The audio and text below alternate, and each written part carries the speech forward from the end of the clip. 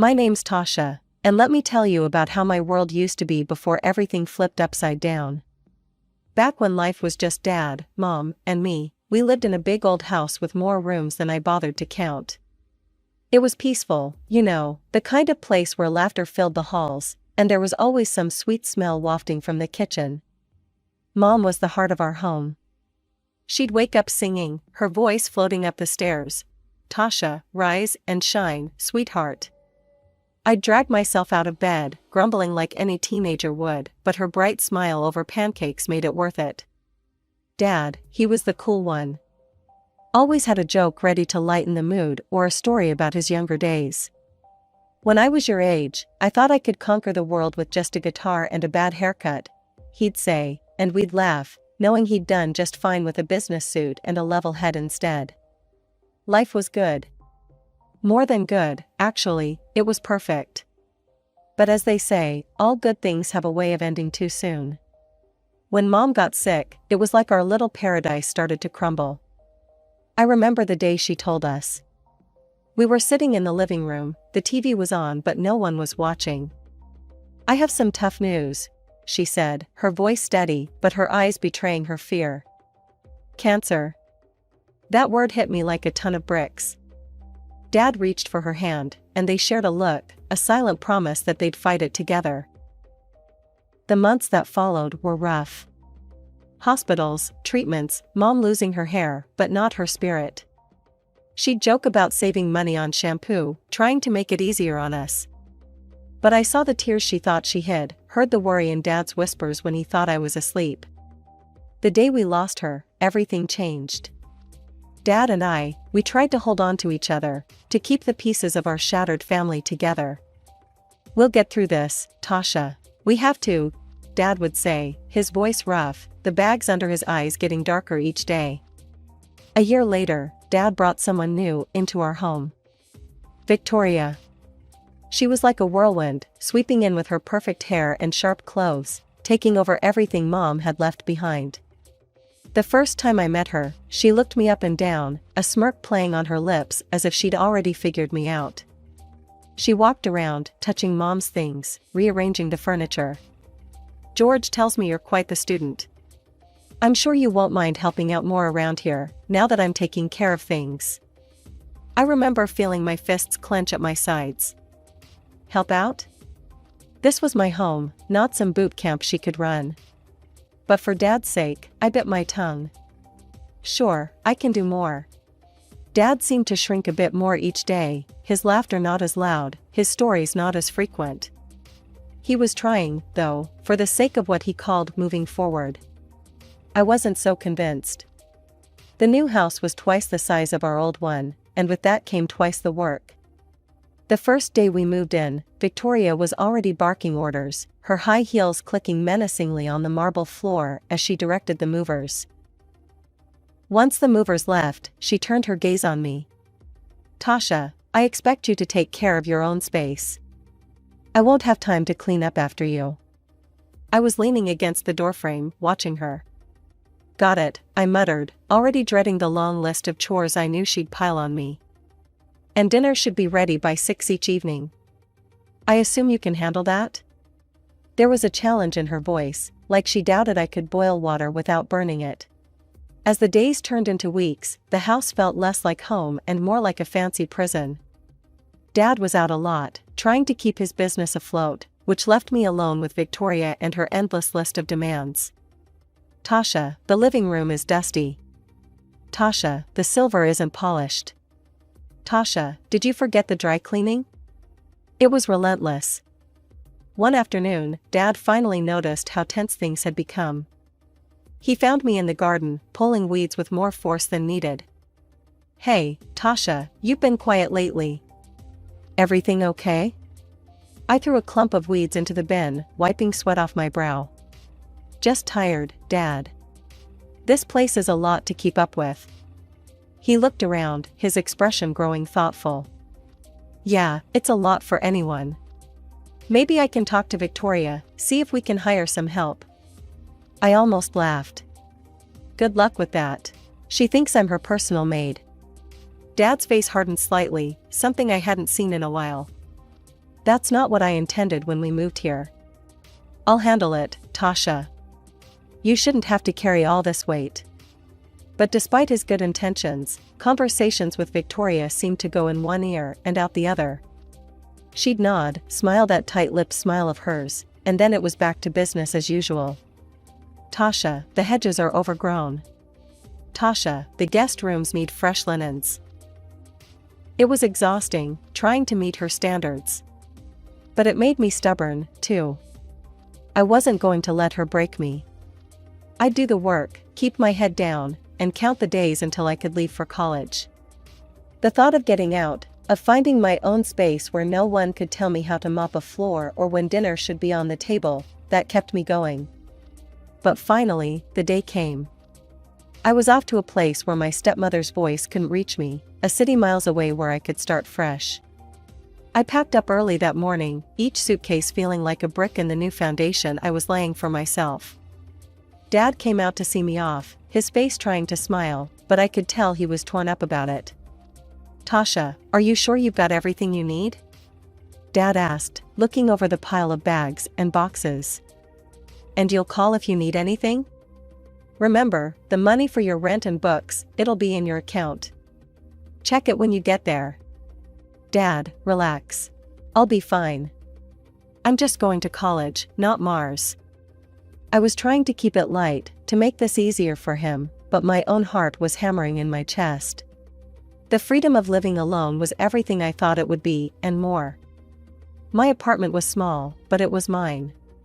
No one to tell me to clean up, no one to report to, just my own space. My classes were tough, but I was tougher.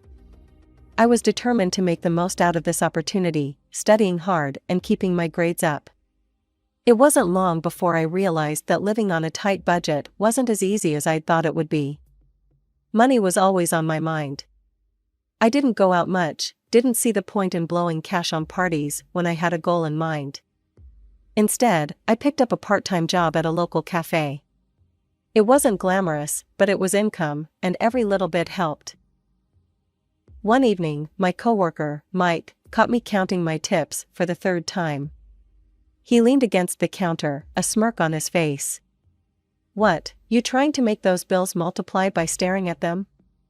I rolled my eyes, shoving the cash into my wallet. Just making sure I got everything. Budgeting isn't exactly a thrill. Mike laughed, pulling off his apron as he prepared to close up. You know, you could ease up a bit. Come out with us tonight. We're just grabbing a drink to unwind. I hesitated. It was tempting, but sorry, I can't. Need to save every penny I earn. Maybe next time.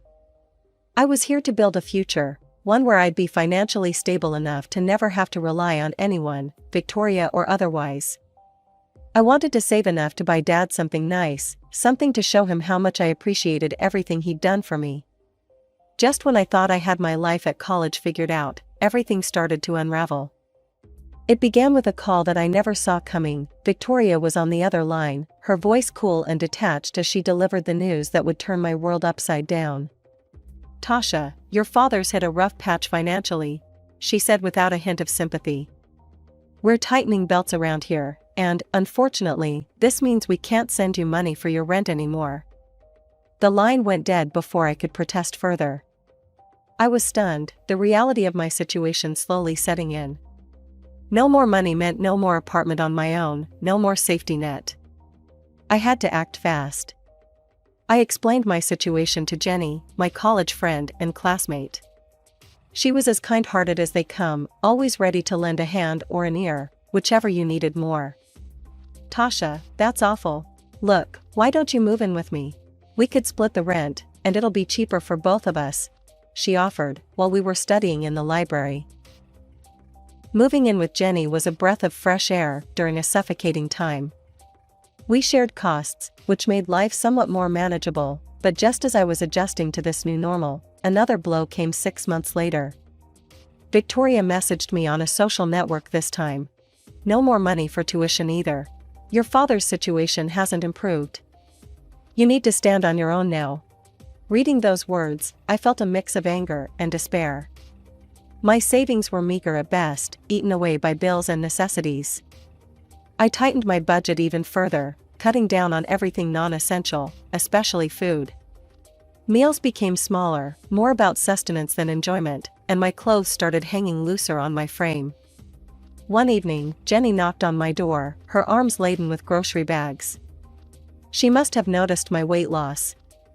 "Hey, I picked up some extra stuff. Made too much dinner, too. You should come eat with us." I peeked out, seeing the warm light and smelling the food from the kitchen. My stomach growled, but I shook my head. "Thanks, Jen, but I can't. I need to save every penny. I've got to pay for tuition somehow." Jenny frowned, setting her jaw stubbornly.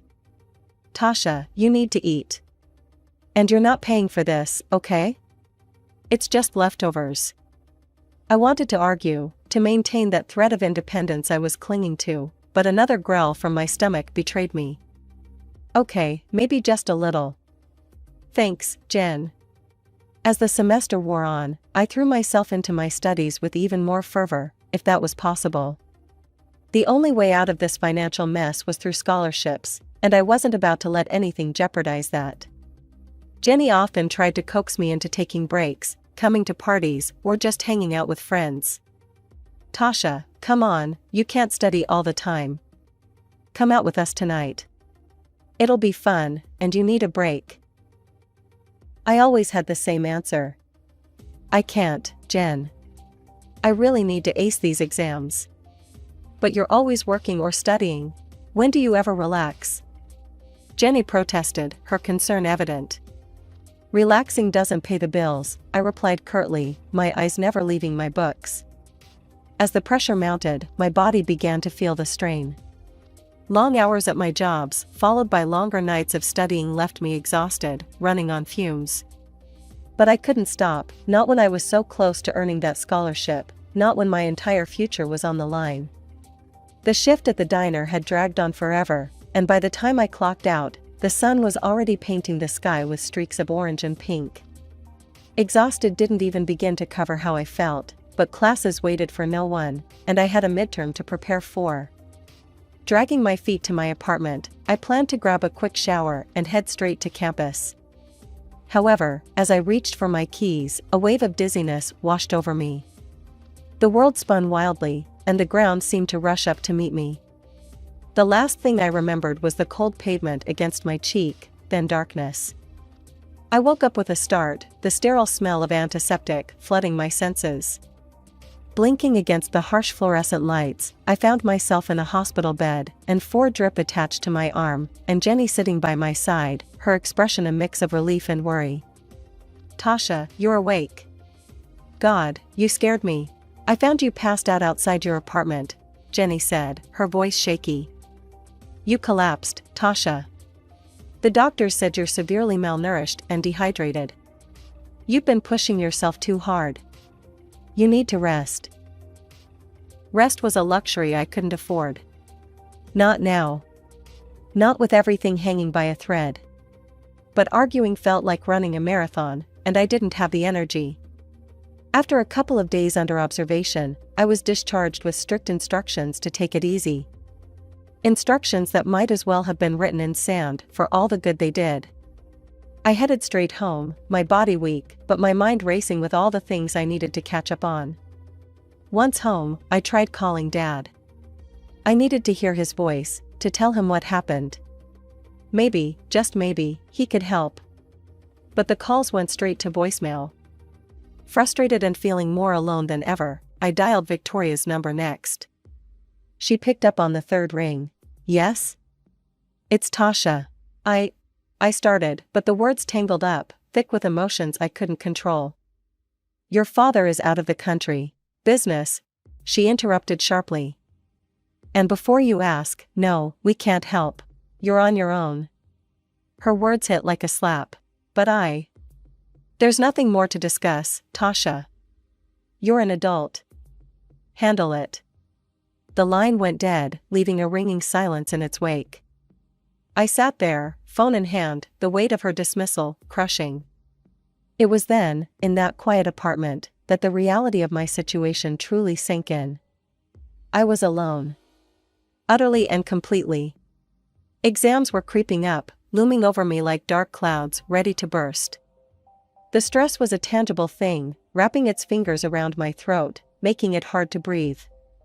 To keep up with my studies, I had no choice but to let go of one of my jobs. Money, already a trickle, now felt like it had dried up to a few last drops. Sitting across from Jenny in the little diner we frequented, I fiddled with the edge of the menu, my stomach growling but my wallet painfully thin. "Stop looking at the prices, Tasha. I've got this, okay?" Jenny said, her voice firm but gentle. She was trying to be supportive, but accepting help never got easier.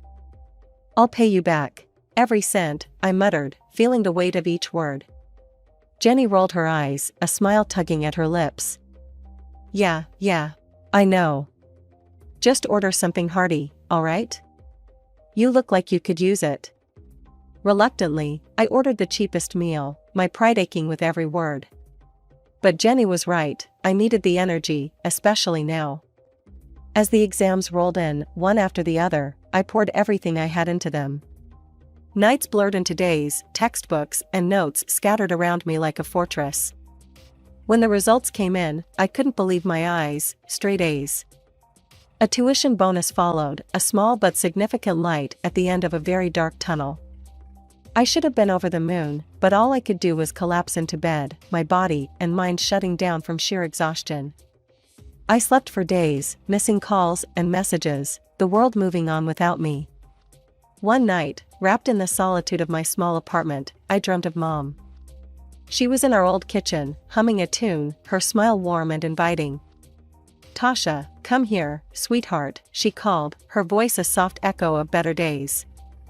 In my dream, I went to her, basking in the feeling of being home, being safe.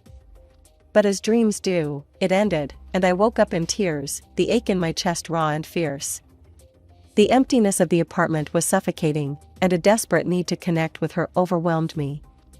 I made a decision then, one that felt like grasping at straws but necessary. I would go back to my hometown, visit her grave, and maybe, just maybe, find some of that peace I saw in my dream.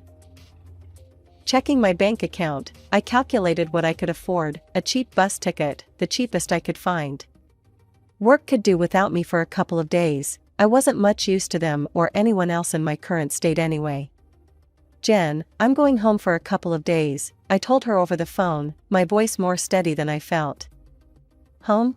There was a pause, and I could picture her brow furrowing in concern. "Are you sure that's a good idea?" "Okay, but call me, alright?" "Anytime, day or night. Promise?"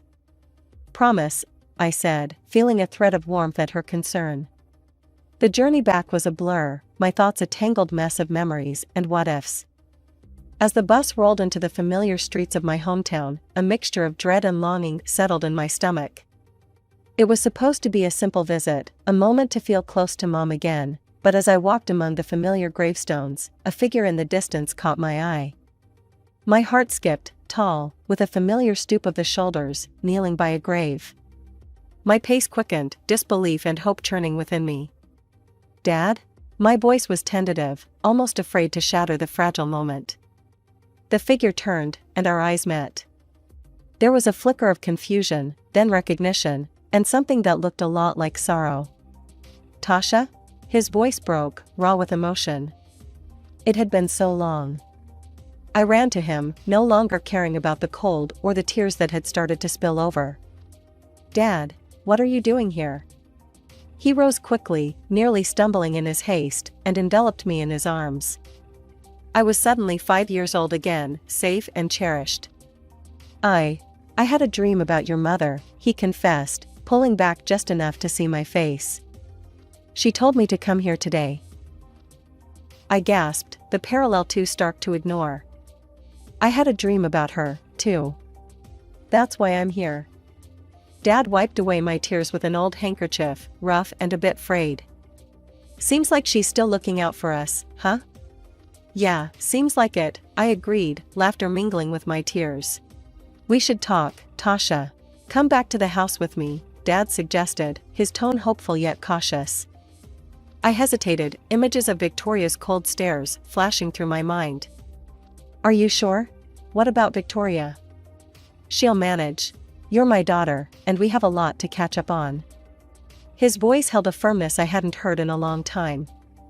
The ride to the house was filled with an awkward yet comforting silence. When we arrived, Victoria was in the front yard, pruning roses with sharp snips that seemed to echo her mood. Tasha? What are you doing here? She stood up straight, her eyes narrowing as she took in my presence. I stepped forward, bolstered by Dad's presence. I came to see Dad. We have some things to talk about. Dad nodded at Victoria. Why don't you make us some dinner? We'll be inside. Her mouth tightened, but she nodded stiffly and headed inside. Dad led me into the living room, a space that once felt warm but now seemed curated for appearance rather than comfort. The tension in the dining room was thick enough to cut with a knife. Victoria, looking paler than usual, was fussing about leaving the house on some urgent errand, but Dad's voice stopped her cold.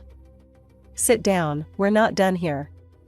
Reluctantly, Victoria sat, her hands twisting nervously in her lap. Dad turned his attention to me, his brow furrowed in concern. Tasha, you've lost so much weight. Are you on some sort of diet? I shook my head, a bitter laugh escaping me. Diet? Hardly. It's not choice, Dad, it's necessity. I've been struggling to make ends meet because I've been paying for my tuition and all my living expenses by myself. His confusion was apparent. What are you talking about? I've been sending $3,000 every month to cover your expenses. It's been sent to your account on the 15th every month without fail. I stared at him, stunned. What? Dad, I haven't seen a dime of that money for the last 2 years. I've been working 2 jobs just to pay my bills and tuition. The color drained from Dad's face as he turned to Victoria. Is this true? Where's the money, Victoria? Victoria stood up abruptly, her chair scraping loudly against the floor. I needed it. It wasn't supposed to be permanent. Dad's voice was a low growl. Tell me everything, now. She hesitated, then spilled the beans. I got involved in a financial pyramid scheme. I thought I could make a quick buck, turn around our financial woes, but I ended up in debt. The people I dealt with, they're not the kind you say no to. I used Tasha's money to pay them off. I thought I could replace it before anyone noticed. Dad's hands were shaking. You endangered my daughter's health, her education, over a get-rich-quick scam? And you hid this from me? I didn't know what to do, Victoria whimpered, her usual composure shattered. You're going to leave. Tonight, Dad said firmly, standing up. And we're done here. I want a divorce. After Victoria hurriedly packed some belongings and left, Dad turned to me, his eyes filled with sorrow. Tasha, I'm so sorry. I had no idea. From now on, I'll handle your finances directly. No more middlemen. I managed a small smile. Actually, Dad, I got a scholarship recently. Tuition's covered. His eyes lit up, pride overtaking the anger. That's my girl. Always making me proud. But you deserve a break. How about a vacation? A real one, by the sea. You've earned it. The vacation was like a dream. Blue skies, golden beaches, and the soothing sound of waves. It was a chance to recharge, to put the struggles and pain behind me. I returned with a renewed vigor, ready to tackle my studies with fresh enthusiasm. Now, back at school, I still worked part-time, not out of necessity, but to save up for something special, a gift for Dad, a thank you for everything. Despite the hardships, the challenges, I found myself attending the occasional party with friends, allowing myself to enjoy life, not just endure it. I see you're going out more, Jenny noted one evening as I dressed up. Yeah, trying to find a balance. I guess I'm learning it's okay to have a little fun, I replied, adjusting my earrings. Just don't forget about us when you're famous, she joked, throwing a cushion at me. I won't. Could never, I laughed, feeling lighter than I had in years. As I looked at myself in the mirror, I saw a reflection of someone who'd been through a storm and emerged stronger. I was still careful with money. Some habits are hard to shake, but now it was not out of desperation, but out of a desire to build a future I chose. A future that was finally looking bright.